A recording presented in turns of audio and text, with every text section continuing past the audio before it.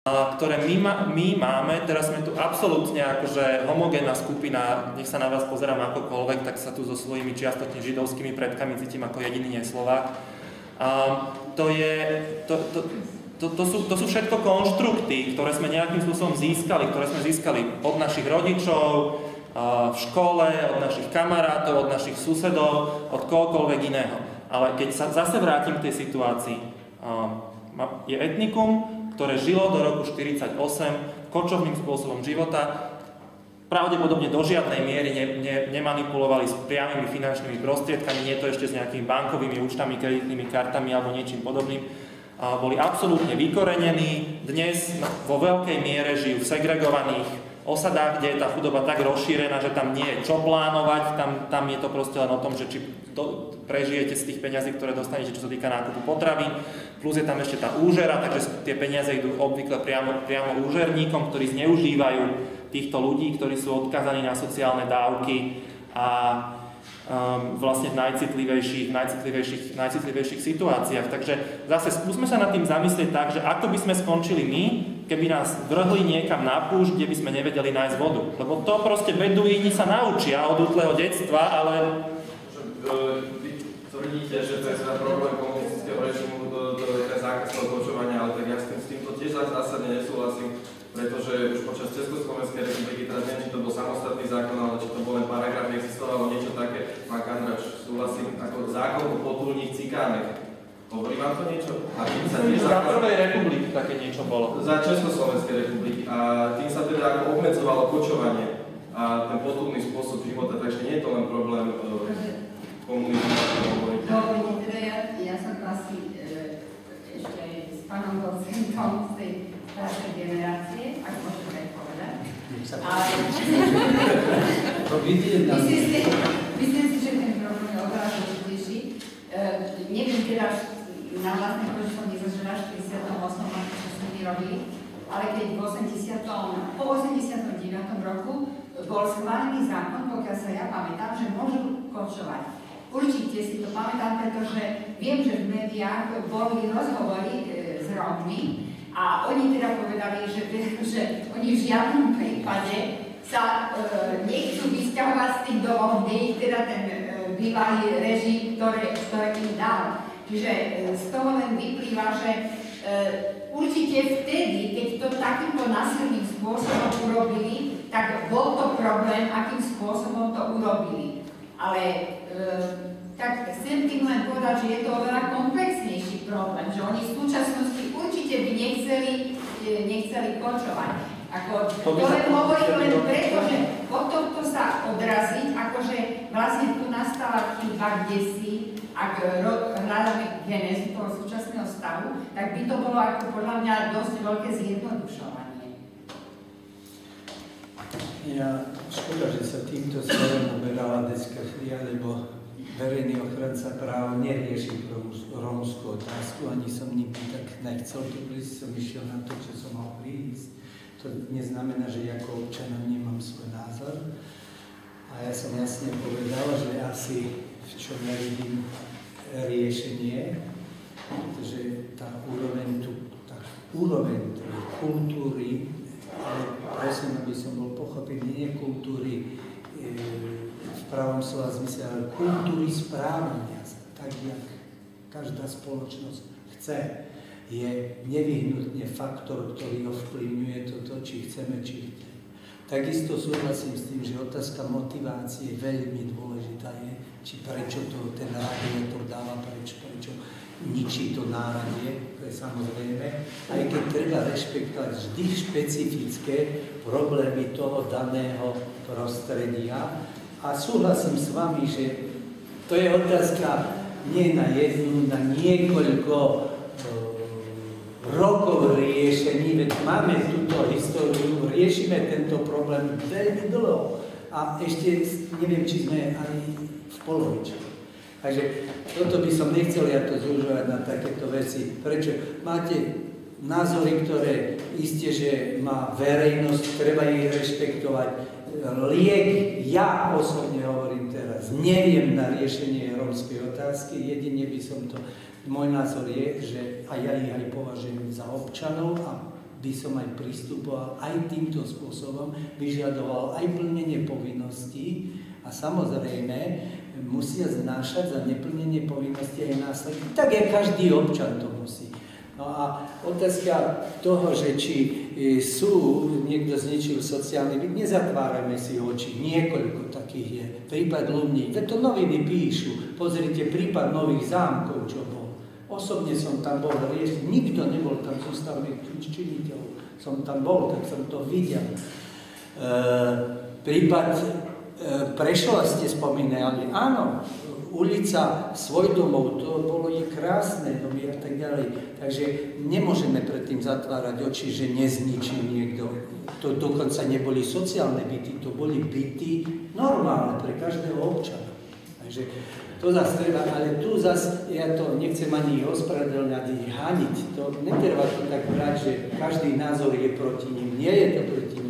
Je to fakt, že diskutujeme, aby sme našli určité riešenie. A ja si myslím, že či chcete, či nie, vždy sme u tej výchovy, u toho vzdelávania. A to darmo.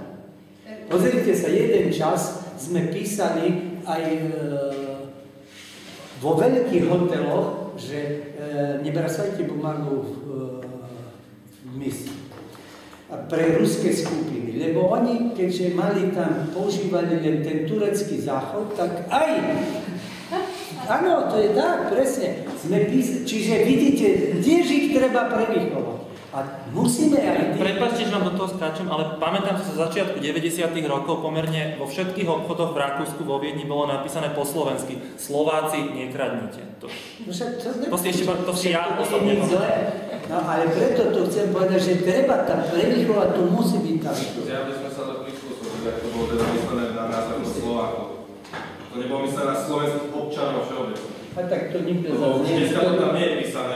Ja neviem, na koho to bolo myslené, ale faktom je, že keď sa otvorili hranice, tak v Rakúsku kriminalitu zvyšovali Slováci. A faktom je, že sme sa pomerne skoro prispôsobili, ako teda je pravda, čo hovoríte. Ja neviem, či sme sa prispôsobili, či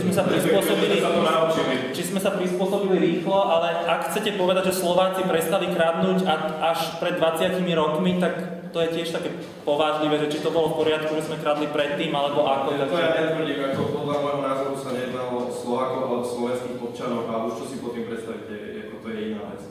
Ako o slovenských občanov, oni zrejme mali na mysli slovenských občanov, nie Slovákov ako Slovákov.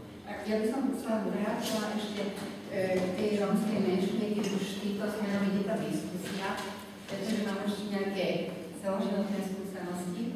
A myslím si, že najväčšia chyba sa robí v tom, že stále my diskutujeme o nich.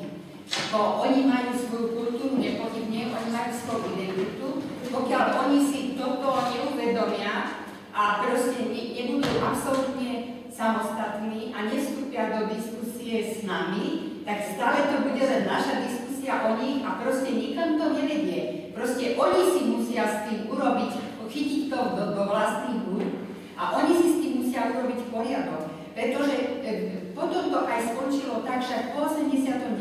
roku prišlo z Európy na rómsku menšinu závratné peniaze, veď sa o tom hovorí otvorene, pretože vytvorili sa rôzne organizácie, vždy sa autom vycestovalo, proste dosť príšerné peniaze sa na to minuli, všetko išlo, ako sa hovorí, že do čiernej diery, pretože sme to riešili my, kopu ľudí sa na tom ako priživovalo, čiže ako raz treba v tom urobiť zlom, podľa mňa v tejto diskusii a proste dobre, vy ste tu menšina, vy máte kultúru, identitu, tak si to riešte a my vám sme ochotní pomôcť, ale nie, že my budeme stále tlačiť a proste my to budeme nejakým násilným spôsobom riešiť. Podľa mňa to nikam nevedie, pokiaľ oni to nevezmú do vlastných rúk a nezačnú si to riešiť sami.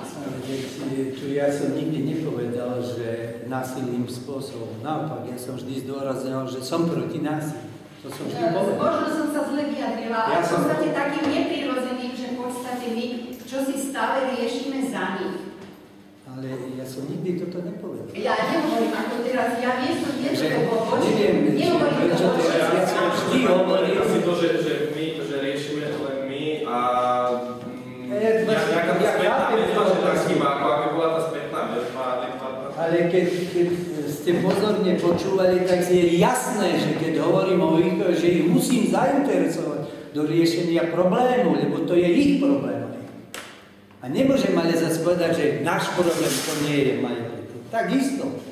Takže musíme, a s vami súhlasím, a to hovorím, prebudiť. Prečo sa nám ich nedali zainteresovať? No to neviem. Keby som vedel, tak vám to odpoviem. Neviem. Prečo vám vedel? Neviem. Ja toto neviem. Ak by som sa mohol vyjadriť k tomu, lebo to, čo si ty, Anka, povedala, to je pravda. To tak je, že strašné miliardy išli do týchto projektov, ale treba si povedať, že kam išli tieto miliardy. A pred 2 týždňami mala štátna tajomnička ministerstva práce sociálnych vecí pani Nicholson tlačovku, na ktorej zverejnila tie čísla, kam išli tie peniaze.